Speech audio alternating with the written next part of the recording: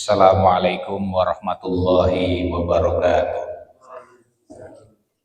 Alhamdulillah wassalatu wassalamu ala Rasulillah wa ala alihi wa sahbihi wa mawala la haula wa la quwata illa billah. Rabbi shrah li sadri wa yassir li amri wa hlul 'uqdatam min lisani yafqahu qawli, amma ba'd.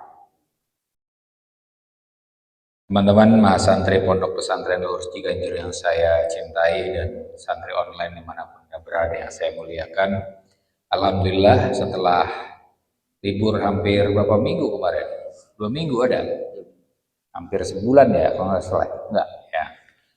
Kita kembali mempelajari kitab At-Turath wa Tajdid. Malam ini yang kita pelajari halaman 63 poin 2. Temanya tentang sekularisme, nanti yang poin 3 itu marxisme.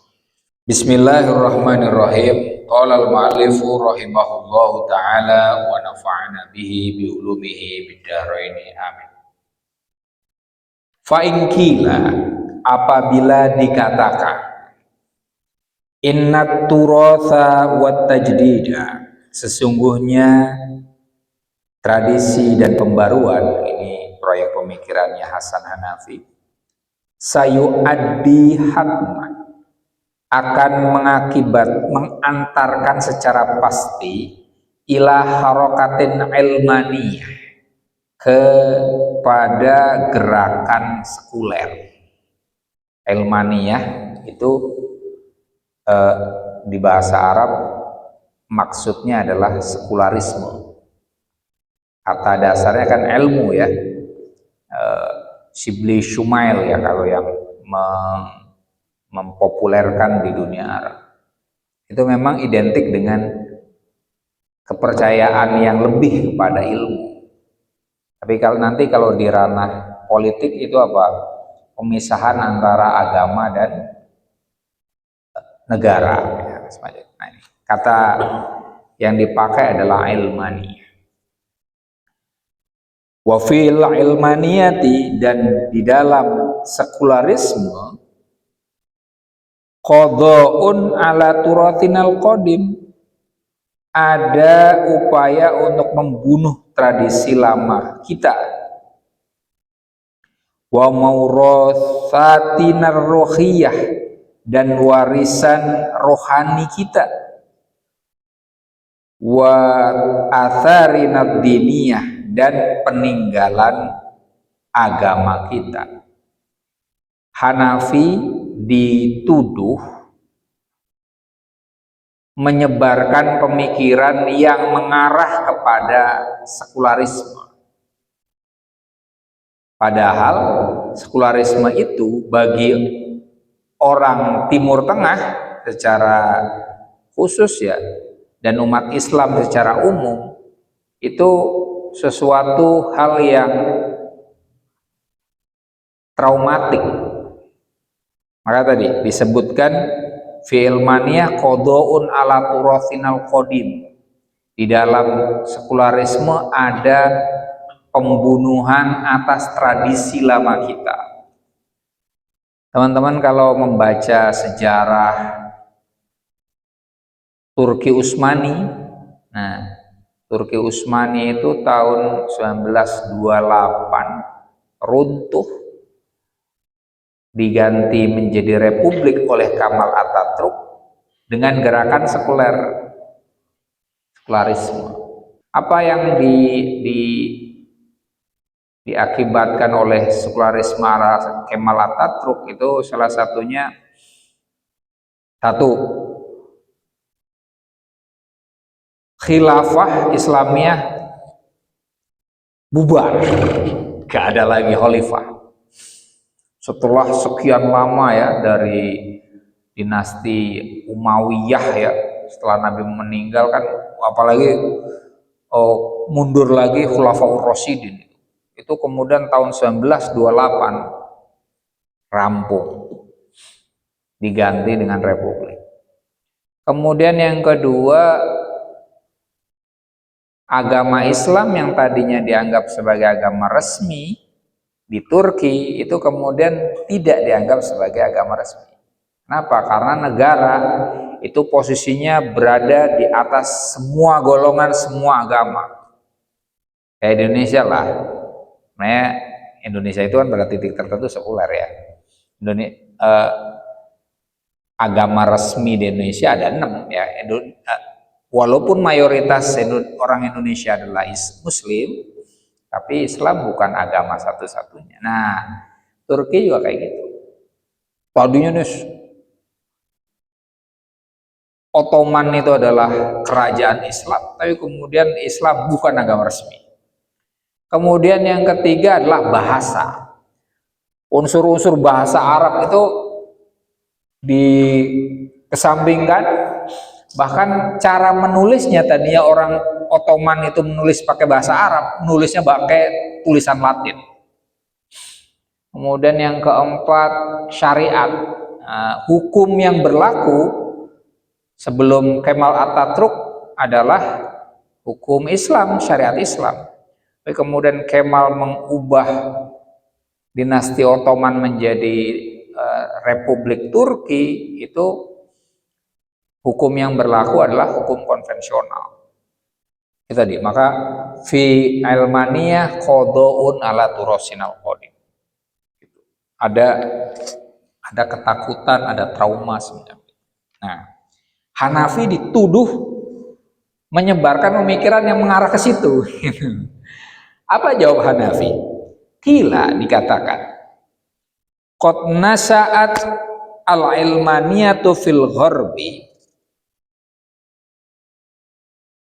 Sekularisme itu muncul di barat istijabatan sebagai respon lidakwa tabi'iyatin, bagi seruan yang alami, taqumu ala asasi rafdis suwaril kharijiyah, yang berdiri di atas asas penolakan atas forma-forma eksternal, wa kismatil hayati ila kismain, dan menolak klasifikasi kehidupan menjadi 2 kategori, wastighlalil muassasatid diniyah lil jamahir, dan menolak eksploitasi organisasi agama atas massa, watawatuiha ma'asultoti, dan berkomplotnya organisasi agama dengan penguasa, wahifadiha alal angdimah al qaimah, dan penjagaan ormas itu atas kondisi yang ada. Ini Hanafi menjawab tuduhan tadi dengan cara mengkontekstualisasikan konsep yang dituduhkan. Sekularisme itu muncul istilah itu kan di barat. Maka kemudian Hanafi bilang, ini di barat munculnya untuk apa sih? Gitu ya. Nah, Hanafi mengatakan ada upaya sekularisme itu muncul karena penolakan pada segala bentuk eksternal. Eksternalitas di sini adalah hal-hal yang non manusiawi atau manusiawi ya. Jadi ada yang ditolak oleh sekularisme barat nih ya. Sekuler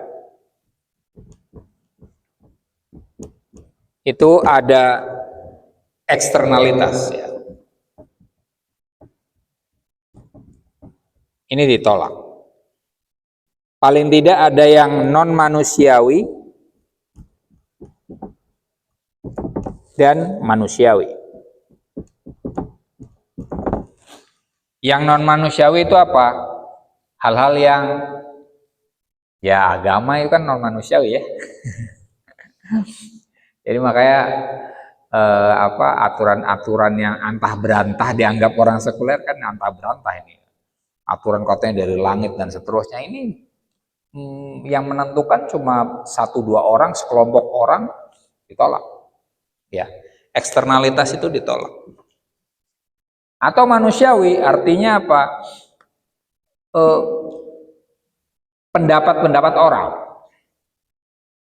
Ya kayak kalau zaman sekarangnya orang-orang nyinyir lah ya.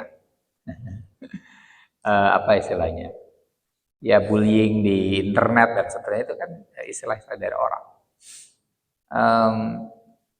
Artinya yang ingin ditekankan oleh sekularisme di Barat adalah manusia itu harus mandiri dalam berpikir dan bertindak.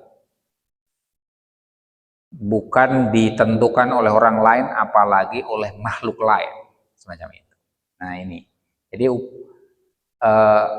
latar belakangnya apa? Karena tadinya agama itu terlalu hegemonik gitu loh, ya seperti yang tadi. Kemudian kismatul hayat ila kismain, menolak membagi kehidupan menjadi 2, dunia wal akhirah. Kemudian oleh agamawan yang diutamakan apa? Akhirat. Kehidupan dunia akhirnya tidak begitu diperhatikan. Nah ini juga sama. Dunia Eropa paling tidak setelah Romawi runtuh itu ya, kemarin saya sebut abad pertengahan itulah ya. Nanti kemudian ada era masa kegelapan. Itu orang lebih memikirkan hal-hal yang ukhrawi saja. Ukhrawi bagus ya, tapi nanti kita kalau di Islam kan sebenarnya kita harus imbang ya, nggak ukhrawi saja. Nah kemudian yang ketiga tadi, ormas agama itu mengeksploitasi massa dan lebih dekat kepada penguasa demi menjaga status quo. Jangan ngomong Indonesia ya, kita ngomong Eropa ini. Tapi ya relate juga kan, Indonesia kayak gitu juga ya. Jadi ada ormas, orang-orang agamawan, kelompok agamawan yang kemudian dia itu alih-alih memintarkan massa malah membodohi massa. Oke, mereka mengajari sesuatu untuk masyarakat, tapi ajarannya itu sebenarnya lebih sifatnya ritual, sifatnya seremonial, yang tidak membentuk diri tiap umat itu sendiri. Nah itu kan istighlal itu ya. Apalagi nanti kalau di istiglalnya lebih parah, untuk menggolkan agenda-agenda politik. Kalau zaman dulu misalnya ya bisa digerakkan kan massa untuk ikut perang salib kan kalau dulu ya di Eropa semacam itu. Nah, kalau zaman sekarang mungkin di Indonesianya apa, pasukan berani mati. Kita nggak takut mati ya, takut lapar ya. Iya, itu tadi istighlal muassatat ad-din lil jamahir. Kemudian tadi lebih dekatnya ke penguasa. Agama itu dekatnya ke penguasa. Ifadon lil angdimah al qaimah, demi menjaga kondisi yang ada gitu. Hanafi disitulah muncul sekularisme di Eropa. Kenapa? Karena gereja saat itu sangat hegemonik, dekat dengan penguasa, membodohi massa, lebih dekat dengan penguasa. Nah, sekularisme itu muncul itu. Maka kemudian para agamawan di seluruh, kalau bahasa Indonesianya kembali ke barak lah. Kalau ini kembali ke kependetaannya, ke biaranya semacam itu. Nah, semacam itu. Di Eropa munculnya semacam itu. Nasya'at al-ilmaniyatu istirdadan lil insani li khuriyatihi fis suluki wa ta'bir. Sekularisme itu muncul untuk mengembalikan kepada manusia kebebasannya dalam berperilaku dan berekspresi. wa hurriyatihi fil fahmi wal idraki, dan kebebasan manusia, mengembalikan kebebasan manusia dalam pemahaman dan pencerapan, wa rafdihi likulli askalil wasoya alaihi, dan menolak semua bentuk nasihat kepada manusia, wali ayyi sultatin fauqahu, menolak semua kekuasaan di atas manusia, illa min sultatil akli wad dhamir, kecuali tunduknya pada kekuasaan akal dan nurani. Ini kelanjutannya tadi. Sekularisme di Eropa itu muncul karena ingin mengembalikan kebebasan kepada manusia. Tadinya manusia di posisi yang tidak bebas.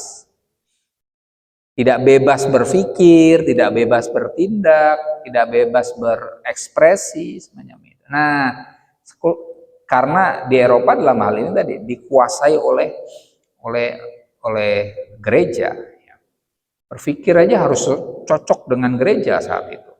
Bertindak tentu saja. Contoh yang kita tahu misalnya pendapat tentang heliosentris itu kan, geosentris itu harus lebih unggul daripada heliosentris.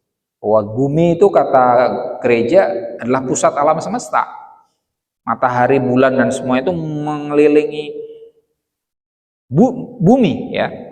Kemudian Galileo dan Galilei, Bruno dan seterusnya bilang enggak. Bumi itu justru mengelilingi matahari. Nah, itu kemudian Bruno dibakar hidup-hidup. Jadi berpikir bebas itu aja dilarang ya semacam ini. Nah, sekularisme itu hadir untuk mengembalikan kebebasan manusia, membalikan manusia ke dalam kondisinya yang aslinya bebas untuk berpikir, berbicara dan bertindak. Juga untuk memahami, ya kan, pemahaman kita sebenarnya bisa berkembang. Nah, oleh agamawan itu kemungkinan dalam hal itu ya, di masyarakat itu didoktrin sehingga mereka berpikir aja takut dosa gitu. Ya. Beriman dulu baru berpikir semacam itu, didorongnya semacam itu. Sementara nanti orang sekuler dalam hal ini itu berpikir dulu baru beriman. Nah, itu bilang, oh jangan berpikir, pikiranmu nanti mengakibatkan kamu tersesat. Nah, semacam itu. Jadi sekularisme itu membalik kondisi Eropa yang sebelumnya dikuasai oleh gereja. Menolak segala nasihat, memang agak frontal. Kalau Eropa itu agak frontal ya, karena tadinya terlalu banyak dinasihati oleh agamawan. Maka kemudian ketika sekularisme muncul, itu semua nasihat ditolak. Kayak anak muda lah kan, coba umur-umur 20-an awal itu kan dinasihati orang tua, nolak kan. Dosen pengen ditonjok loh. Intinya pengennya debat aja sebenarnya. Ini sekularisme juga kayak gitu. Al-amru, kalau kata kaidah usul fikih kan, al-amru idza dzaqat kita saat. Ayo sama kayak gitu. Orang mereka terlalu dikerangkeng, dibatasi, ditekan, maka kemudian ketika gerakan sekularisme muncul, mereka memberontak sungguh-sungguh tadi, menolak semua wasiat, semua nasihat. Kemudian tadi menolak semua kekuasaan, bukan hanya agama yang ditolak, tapi juga kekuasaan politik ditolak. Yang dipercaya dan diizinkan untuk berkuasa pada diri kita cuma dua, kekuasaan akal dan hati nurani. Dua itu doang. Jadi kritis ini, orang-orang sekuler itu kritis ya. Agamawan ditinjau ulang ungkapan-ungkapannya, politisi apalagi semacam itu. Oke. Ini di Eropa ya. Nah, kesimpulan Hanafi apa tentang ilmaniyah? Wal ilmaniyatu idzan, sekularisme dengan demikian rujuun ilal madmuni duna syakli, kembali kepada isi, bukan pada kemasan. Ya. Isi, bukan cangkang, ya, bukan hal yang luarnya saja. Wa ilal jauhari dunal arok, kembali kepada substansi, bukan aksidensi. Inti dari sesuatu itu apa? Bukan hal yang sifatnya aksidental. Aksidental itu bisa ada, bisa enggak ada. Yang inti itu apa? Wa ila sidqi dunan nifaq, kembali kepada kejujuran, bukan kemunafikan, seolah-olah soleh padahal toleh. Nah gitu, ya. Tadi arot dan syakel itu ya kayak tadi saya baca Al-Maun misalnya itu. Ara'aital ladzina yukadzibu biddin. Ini nanti di sini sebutkan Islam itu sebenarnya sekuler. Ara'aital ladzina yukadzibu biddin. Tidakkah kau melihat orang-orang yang mendustakan agama? Nah, ini yang dikritik itu. Jadi, hanya padzalikal ladzina yad'ul yatim, ya, wala yahuddu ala ta'amil miskin, yang menghardik anak yatim dan juga tidak menganjurkan memberi makan kepada orang miskin. Fawailul lil musallin, celaka bagi orang sholat. Alladzina hum an sholatihim sahun, yang mana mereka lalai. Alladzina hum yuraun, yaitu orang-orang yang ria, nyari muka, wa yamnaunal maun, dan enggan untuk memberikan hal yang baik kepada orang lain. Artinya seolah-olah sholat, tapi hakikatnya tidak. Nah, ini orang-orang sekuler itu membalik. Bukan hal-hal yang syakli, yang formal, yang tampak di permukaan, tapi isinya apa? Bukan yang aksidental yang bisa ada tidak ada, tapi yang substansial itu apa? Hakikatnya apa? Ya. Kemudian tadi, bukan hal yang sifatnya di permukaan yang padahal itu kemunafikan, tapi sejujurnya itu apa? Wa ila wahdatil insan duna isdiwajiyatihi, kembali kepada kesatuan manusia, bukan keterbelahan manusia. Manusia itu utuh, ya, utuh sedemikian rupa. Itu yang diinginkan oleh sekuler nanti sebenarnya Islam. Wa ilal insani duna ghairihi, dan kembali kepada manusia, bukan kepada yang lainnya. Misalnya agama itu untuk manusia atau manusia untuk agama. Nah, tadi dibalik oleh anak. Agama itu untuk manusia. Tapi bukan dengan demikian kita mempermainkan agama, bukan. Bahwa kitalah yang membutuhkan agama, ya, macam itu. Ya kayak Gus Dur bilang apa? Tuhan tak perlu dibela, ya kan? Kalau kita membela Tuhan itu seolah-olah Tuhan itu membutuhkan kita, kan gitu kan? Tuhan udah hebat. Mau orang tidak menyembahnya pun Tuhan tetap Tuhan, kan? Oniun anil alamin. Kitalah yang perlu dibela. Kan Gus Dur bilangnya semacam itu, sama, ya. Rujuk ilal insan, la ila ghairihi, bukan kepada selainnya. Al ilmaniyatu idan hiya asasul wahyi. Ini menarik. Sekularisme dengan demikian adalah asas wahyu, kata Hanafi. Fal wahyu ilmaniyun fi jauharihi. Sesungguhnya wahyu itu sekuler pada substansinya.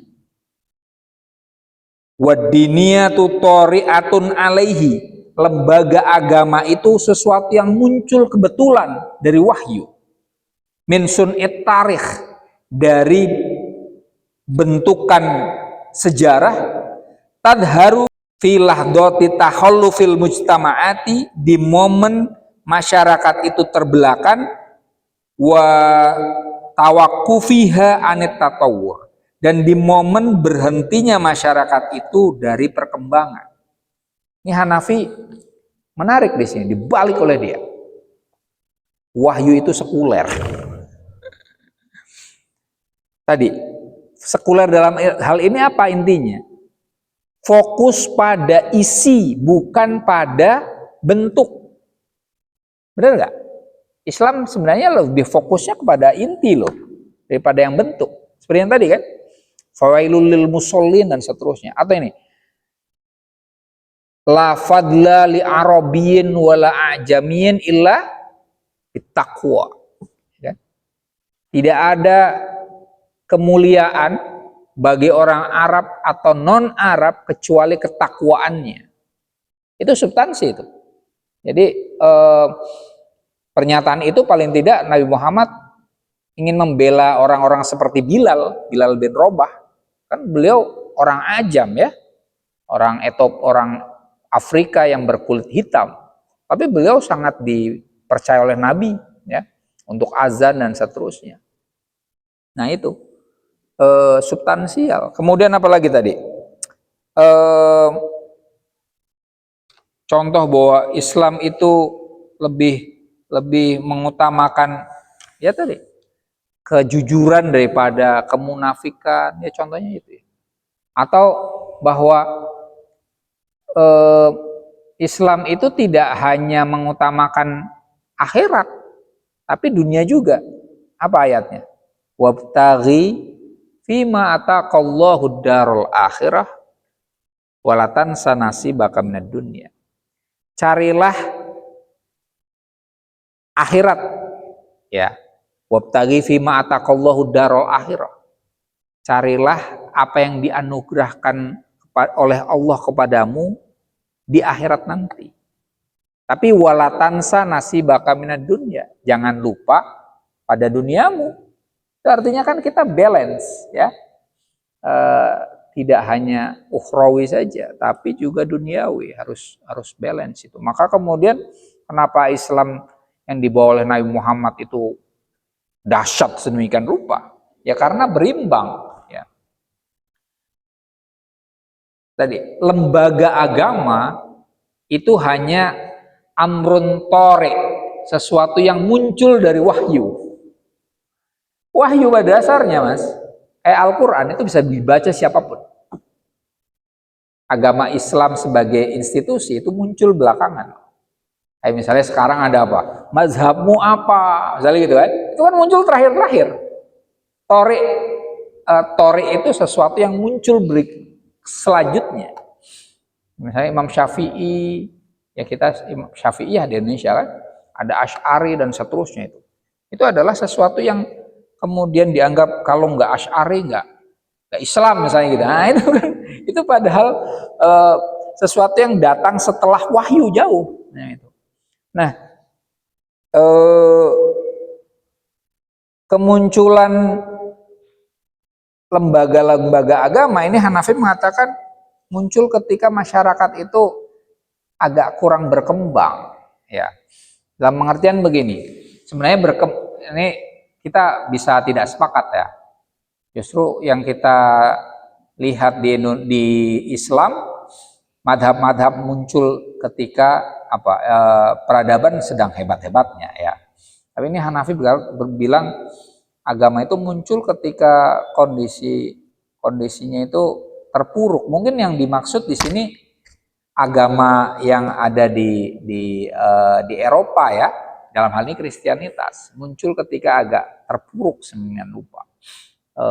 Maka kemudian mereka menggunakan agama sebagai tameng. Kayak abad pertengahan itu kan muncul setelah Romawi runtuh kan. Tadinya sedemikian kuat, akhirnya kemudian larinya ke agama. Nah, kurang lebih semacam itu. Ketika tidak berkembang lagi. Wa ma sya'nuna bil kahnut. Bagaimana hubungan kita dengan imamat atau kependetaan? Kita orang Islam. Wal ilmaniyatu ma hiya illa rafdun lahu. Bukankah sekularisme adalah upaya untuk menolak kependetaan? Kependetaan itu apa sih? Kependetaan itu satu, adanya kependetaan adalah gaya hidup yang memfokuskan diri pada agama dan dunia setelah mati. Hanya itu saja. Itu apakah tadi saya udah bilang, apakah Islam fokusnya di situ? Enggak. Ya. Sampai batas kependetaan itu menolak pernikahan. Salibat. Islam situ? Enggak. Ya. Jadi kalau misalnya tentang apa Islam mengajarkan kita untuk hidup fokus pada akhirat saja, tidak. Tadi sudah saya jawab. Wabtaghi fima atakallah. Kemudian tentang hal yang bisa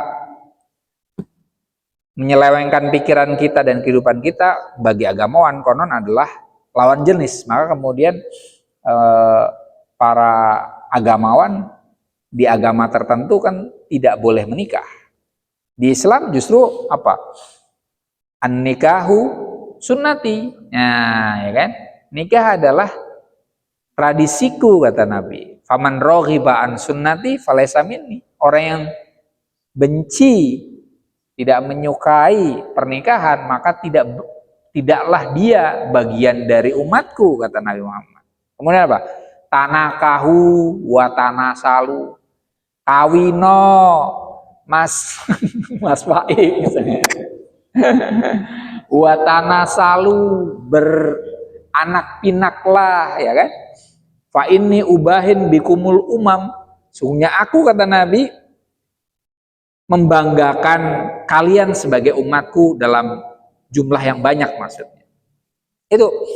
Jadi kerahiban ya, itu dalam pengertian salibat itu bukan Islami tadi. Wa masya'nuna lah ya, ini tapi dia ngomong tentang sekularisme itu menolak itu. Menolak agamawan yang terlalu keukhrawi, nolak nikah, kemudian yang ketiga itu memposisikan agamawan tertentu itu sebagai wakil Tuhan di muka bumi.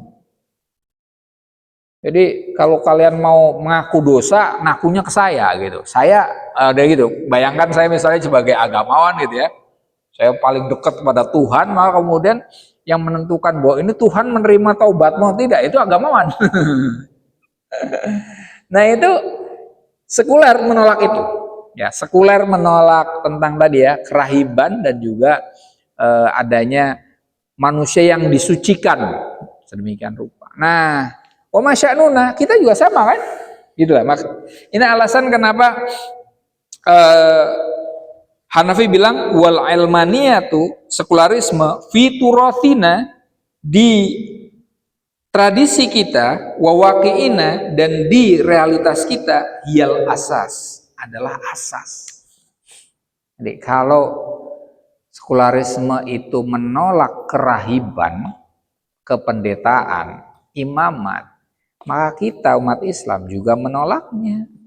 That is why oleh karena itu bisa dikatakan wahyu Islam itu wahyu sekuler. Islam wahyu sekuler. Ada buku ini kan, terjemahan bukunya Hanafi itu. Islam wahyu sekuler. Ini ternyata dia terjemahan dari sini. Wal wahyu ilmaniyun fi jauharihi kata dia. Wa ittihamuha billah alla diniyah, tuduhan bahwa sekularisme itu irreligius, tidak religius, itu tabaiyatun li fikrin gharib, mengikuti pemikiran asing yang aneh. Wa turathin mughayyirin, mengikuti tradisi yang berbeda, wa hadaratin ukhra, dan peradaban lain. Tuduhan bahwa sekularisme itu sesuatu yang bertolak belakang dengan agama itu adalah yang terjadi di Eropa yang diungkapkan oleh agamawan yang sebenarnya korup. Begitulah ini yang ingin dikatakan Hanafi. Seperti tempo hari lah, ateisme itu sebenarnya kalau kita melihat bukan kata ateismenya oh jelas ya, itu bukan, teis itu Tuhan, menolak Tuhan kan. Tapi yang diungkap oleh Hanafi di sini adalah pengertiannya. Apa yang dimaksud ateis tempo hari kan? Ternyata menolak Tuhan dalam pengertian menolak Yesus sebagai Tuhan, maka kemudian loh ini sama dengan kita. Nah gitu kan, sama.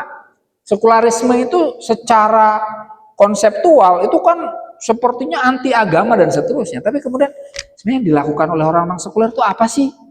Dan Hanafi melihat itu, oh dia nolak kerahiban, menolak kehidupan yang fokusnya ke akhirat saja, melupakan duniawi dan seterusnya seperti tadi. Maka kemudian, loh ini nih wahyu kita ini, agama kita juga mengajarkan itu. Maka kemudian Hanafi bilang tadi, tuduhan buruk tentang sekularisme itu adalah tuduhan orang-orang agamawan yang korup di Eropa terhadap orang-orang yang mengkritik mereka, dan itu sebenarnya nggak relevan bagi kita, begitu ya. Tapi perlukah kita menggunakan istilah sekuler? Nggak usah sebenarnya, karena ya itu istilah asing yang bisa jadi apa namanya efek yang buruk, seperti apa namanya senjatanya orang aborigin itu apa, bumerang ya, bisa jadi bumerang bagi kita. Jadi lebih baik nggak usah. Tapi ini Hanafi tadi, seandainya saya kata Hanafi dituduh sebagai orang yang sekuler, maka substansi dari sekularisme itu justru adalah substansi Islam, dan penolakan terhadap sekularisme sebenarnya ya seperti penolakan terhadap Islam. Nomor 3, fa'ingkila, apabila dikatakan inna turatha wa tajdida, sesungguhnya tradisi dan pembaruan yatahaddatsu anit tahlilit tobaqi lil mujtama'i, berbicara tentang analisis kelas pada masyarakat, wa yarfudu sultatat tobaqati wa fikrat tobaq, dan menolak kekuasaan kelas dan pemikiran kelas, kama yahdifu ila tahyiril waqi, sebagaimana ia bertujuan untuk mengubah realitas al-arid yang luas, wa difa'i an masolihil jamahir, dan membela kepentingan massa, wahya at-tabaqah al-amilah, yaitu kelas pekerja, wahadihi ia al-marxisiyah bi'ainiha, yang mana itu adalah marxisme sesungguhnya, wahada ghairu sahihin alal itlaq, itu tidak benar sama sekali. Tuduhan berikutnya yang diarahkan kepada Hanafi adalah bahwa Hanafi dinyatakan sebagai orang yang Marxis. Hanafi nggak benar itu. Bagi penuduhnya itu apa alasannya? Pertama, menurut mereka Hanafi dan Marxisme itu membahas hal yang mirip-mirip. Apa itu? Pertama, analisis kelas.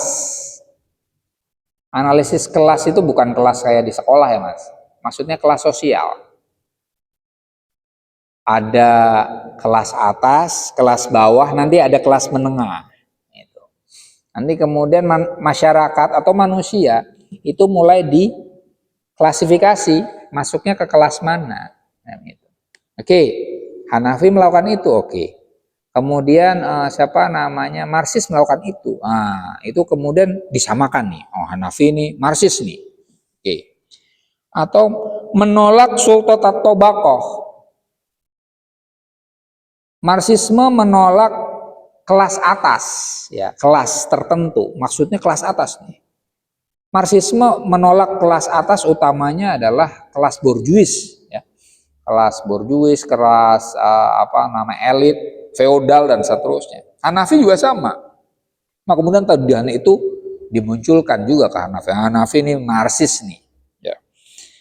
Fikrat tobaqoh itu juga pemikiran kelas, maksudnya hierarkis.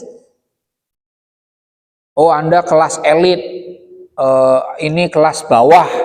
Hanafi nolak itu. Kemudian orang-orang Marxis juga sama menolak, ya. Kan mereka pingin masyarakat tanpa kelas. Itu Hanafi. Oh, Hanafi dituduh, oh, Anda Marxis ini. Kemudian yang ketiga, Hanafi ingin mengubah masyarakat. Realitas diubah menjadi lebih maju. Marxis juga sama. Maka kemudian, lu Marxis. Kemudian yang dibela oleh Marxis adalah kelas bawah.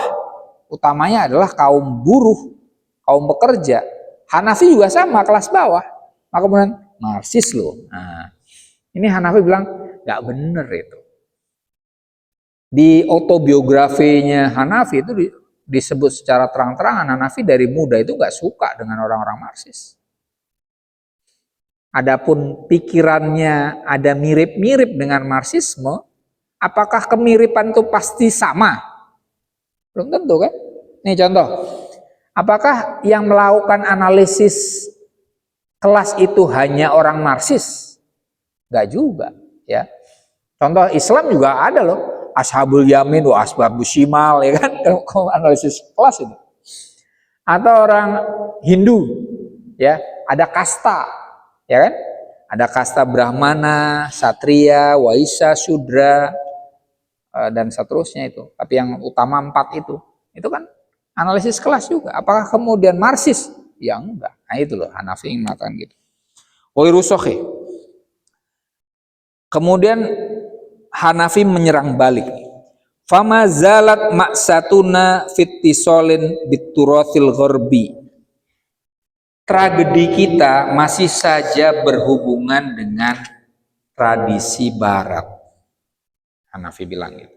Kita itu masih saja dibayang-bayangi barat, kata Hanafi.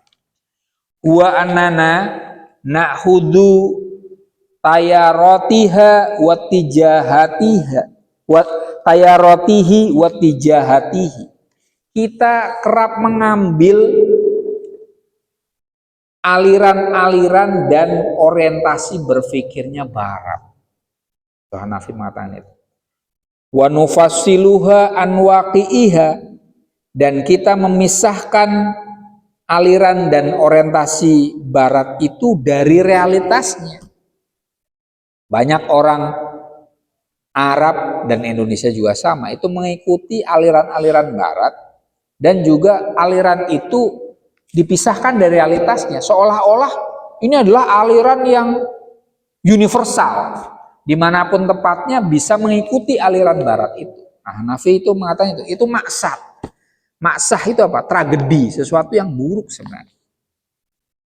Tsumma nakdifu biha khorijal hadarah al-gharbiyah ilal hadarah al-ukhra.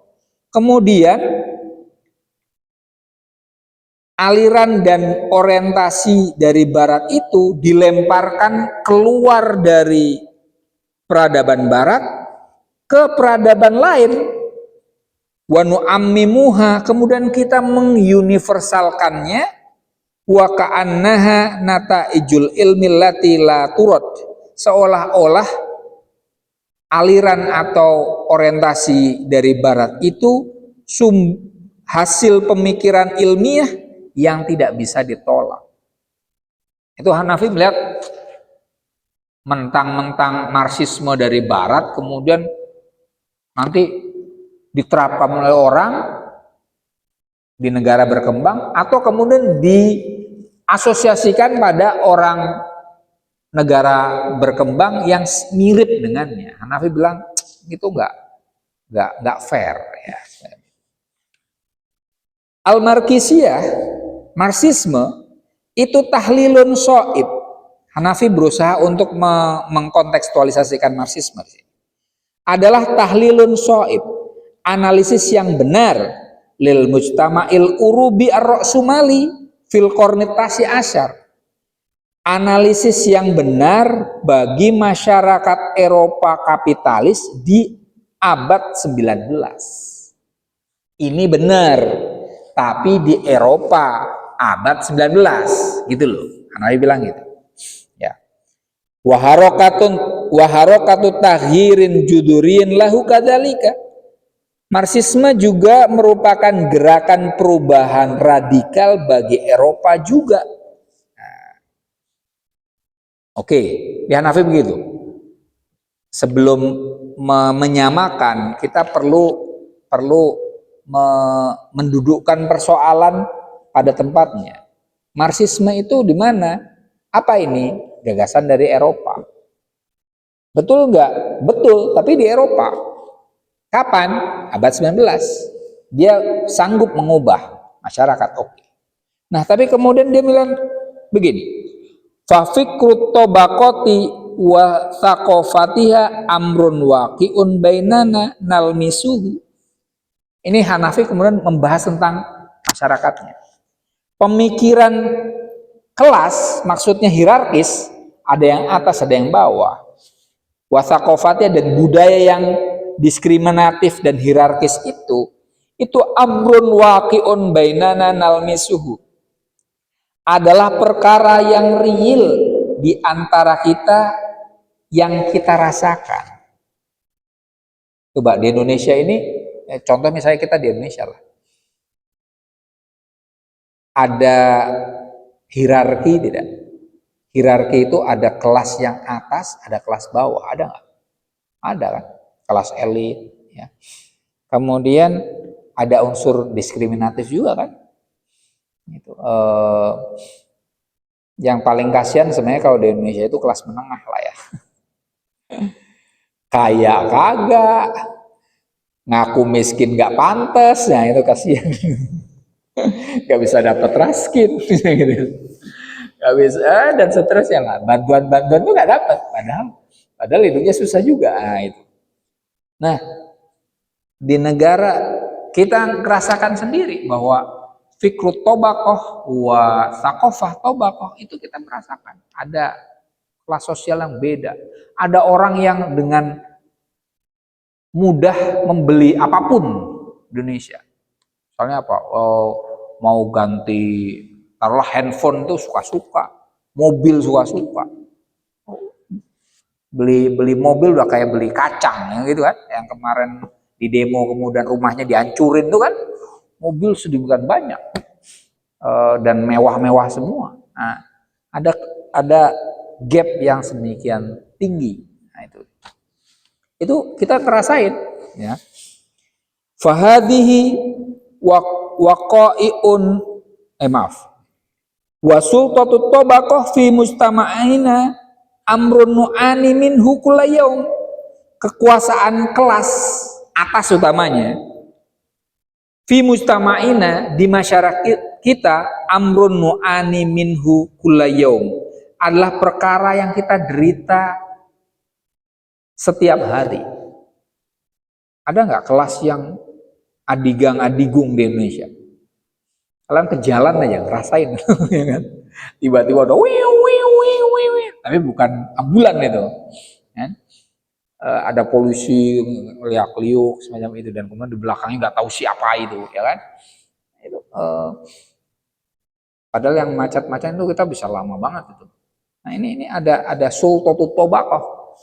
Perlu tahu hal itu dari Eropa tidak kita? Bahwa ada kelas yang berkuasa sedemikian rupa di Indonesia, oligarki atau apapun lah itu, ya kan? Kita nggak perlu teori luar, intinya Hanafi ingin mengatakan gitu nanti. Wa maslahatut tabaqah hiya al-muwajjih li suluki sultah, dan kepentingan kelas adalah pengarah perilaku kekuasaan. Kekuasaan itu ditentukan oleh cara pikir tentang ini kekuasaan berusaha memenuhi kepentingan siapa. Kalau kepentingannya orang yang berpunya, ya kayak gitulah. Kayak contohnya pajak lah. Kalian rasain deh sekarang. Kalian beli apapun itu ada pajaknya loh. Bener loh. Ke minimarket aja, kalian iseng-iseng deh, minimarket beli gitu. Nanti ada PPN-nya loh. Tadi itu saya iseng-iseng, saya belanja sama anak saya. Ada diskon, ada promo-promo kan ya kalau di minimarket ya. Tapi kemudian saya lihat, oh ada promo-promo, tapi kemudian di bawahnya ada PPN 6.000. Jadi diskonnya 13.000, tapi PPN-nya 6.000. Bohong aja, kayak gitu. berbagai hal. Kalian kalau makan di apa namanya restoran-restoran yang restoran besar lah, itu juga ada PPN-nya. Misalnya eh, ayam inilah ayam goreng ya. Kita nggak nyebut merek pokoknya ini. Itu taruhlah harganya 45.000. Di sini udah halaman 45.000. Bayarnya berapa? 50.000. 5.000-nya itu PPN. Nah, gitu. Nah, em, tempo hari saya naik taksi online, ya kan? Itu ternyata sekarang para driver-driver itu juga kena pajak. Kena pajak. Coba ampun-ampunan. Nah, itu kan artinya gini, eh, orang kecil kok dipajakin gitu ya. Eh, Padahal kita ampun, ya kalau orang yang the have bener-bener kita dipajakin pantas lah ya. Eh, Ya seharusnya pajak itu hanya berlaku untuk sebagian orang dan tidak berlaku di sebagian orang lain. Nah, kenapa ini berlaku ya? Karena tadi apa namanya kepentingannya itu bukan kepentingan untuk orang masyarakat kecil gitu, ya. Kalau eh, orientasinya untuk masyarakat kecil, maka kondisi kita ya di Indonesia itu ya minimal ya kayak Uni Emirat Arab lah. Uni Emirat Arab itu nggak ada pajak, nggak ada. Beli apapun ya harganya segitu. Dan kemudian anak bangsa ini kalian mau kuliah dimanapun itu fasilitas pendidikan, fasilitas kesehatan semua gratis semua. Padahal Uni Emirat Arab kekayaannya itu hanya dari apa minyak dan pariwisata. Dua hal ini kita punya nggak? Punya, lebih dari itu. Artinya kita bisa berkali-kali lipat untuk jadi seperti Uni Emirat Arab. Tapi kita nggak jadi. Kenapa itu terjadi di kita?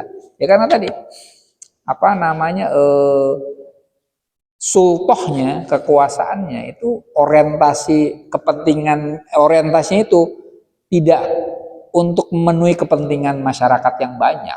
Kalaupun iya, yang kita rasakan ya hanya gimmick-gimmick aja. Nah gitu ya. Ini sama. Oke. Fahadhihi waqai'un badihi. Tentang adanya apa namanya ketimpangan sosial, pemikiran yang hierarkis, adanya kelas yang lebih berkuasa, itu adalah peristiwa yang jelas, swabukti, sesuatu yang aksiomatis. Min waqi'inal mu'asir, di realitas kita masa kini.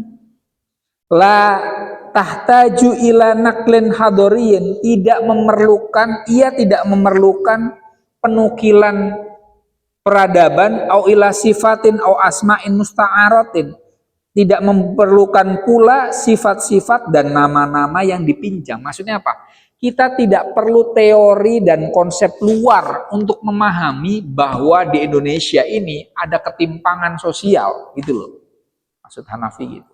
Bahwa di Mesir itu ada ketimpangan, ada kelas yang sedemikian mudah hidupnya, sementara ada orang yang kehidupannya susah. Itu hal yang jelas, tidak perlu pakai teori. Nah gitu, yang ini dikatakan Hanafi. Wa nuhti'u asyaddal khata.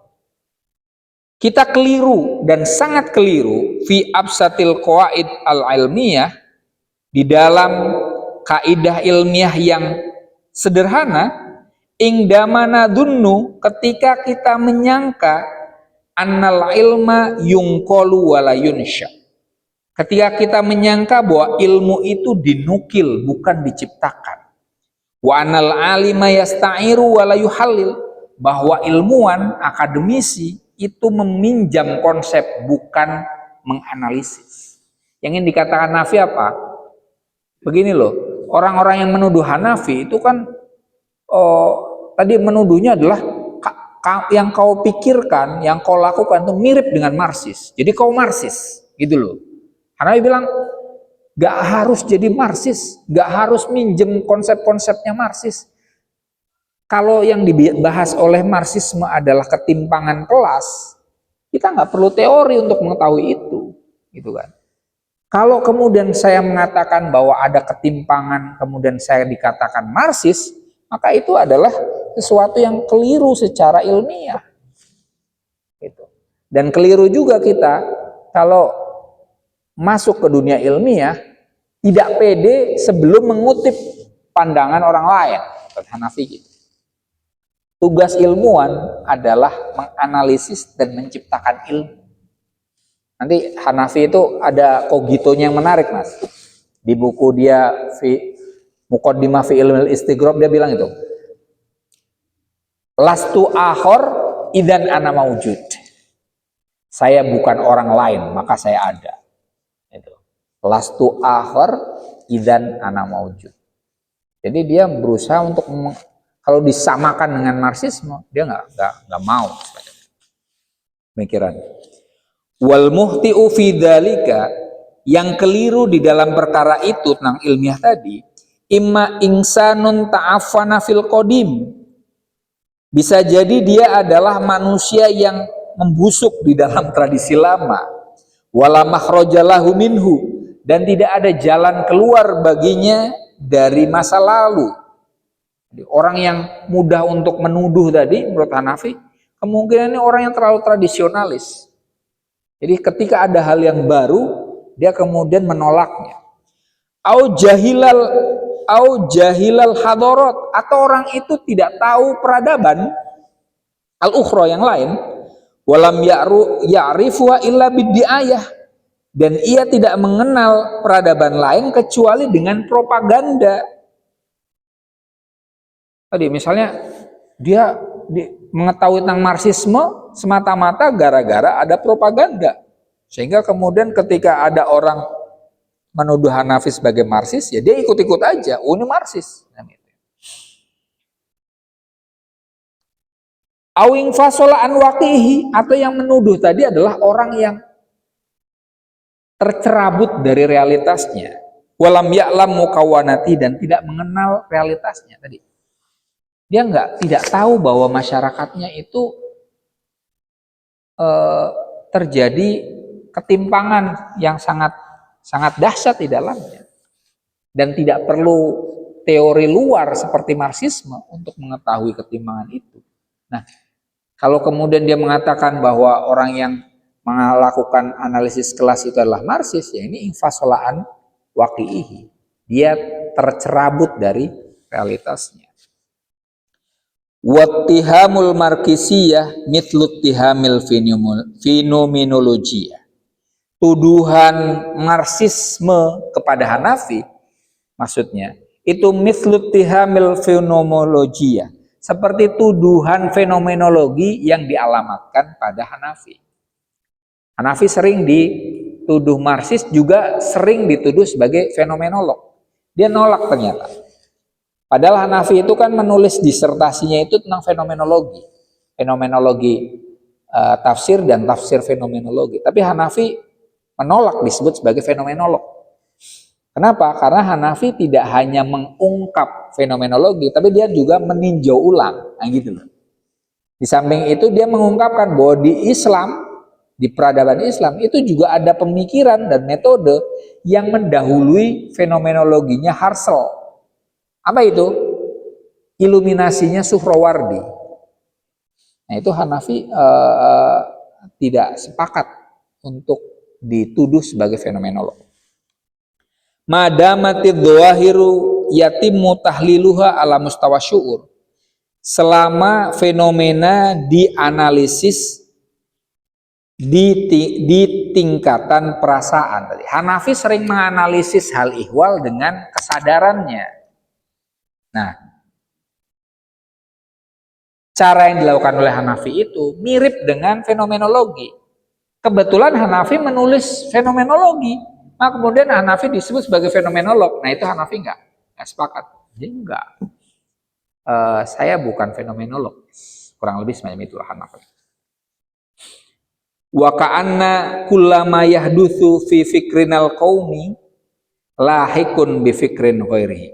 Seolah-olah semua yang terjadi di pemikiran nasional kita itu mengikuti pemikiran yang lain. Wa annana sanakunu bistimrorin muhammishin ala nususi ghairina, dan kita terus-menerus menjadi orang-orang pinggiran dari teks-teks yang ditulis oleh selain kita. Walasna mu'allifina lin nusus, kita tidak berposisi sebagai pengarang teks. Hanafi mengatakan gitu. Kalau sedikit-sedikit kita diasosiasikan dengan pemikir barat, maka selamanya kita di pinggiran. Selamanya kita jadi pengekor. Padahal yang harus didorong oleh kita semua, bukan hanya Hanafi dengan bangsa Mesirnya, tapi bangsa Indonesia juga, adalah menjadi kreator, tidak menjadi pengekor, menjadi orang yang menganalisis pemikiran orang lain, bukan sebagai peminjam gagasan orang lain. Seperti yang kita lakukan dengan Hanafi pun sama kan? Seperti tadi saya berusaha untuk mengkritiknya sedikit gitu kan. Ini nggak pas nih, macam itu. Jadi prinsipnya sebagaimana yang saya pelajari dari Hanafi ya, huwa rajul nahnu ana rajul, ya. Hum rijal nahnu rijal, ya. Dia laki-laki, aku laki-laki. Mereka laki-laki, kita laki-laki.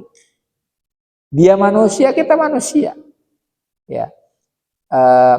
Kita belajar dengan mereka, tapi tidak dengan demikian kita taklid dan ikut bongkoan kepada mereka. Kita harus senantiasa berpikiran kreatif. Itu saja untuk malam ini. Pekan depan insya Allah kita bahas poin 4, ini tentang reinterpretasi insya Allah. Kurang lebihnya mohon maaf. Wallahul muwaffiq ila aqwamit thoriq. Wassalamualaikum warahmatullahi wabarakatuh.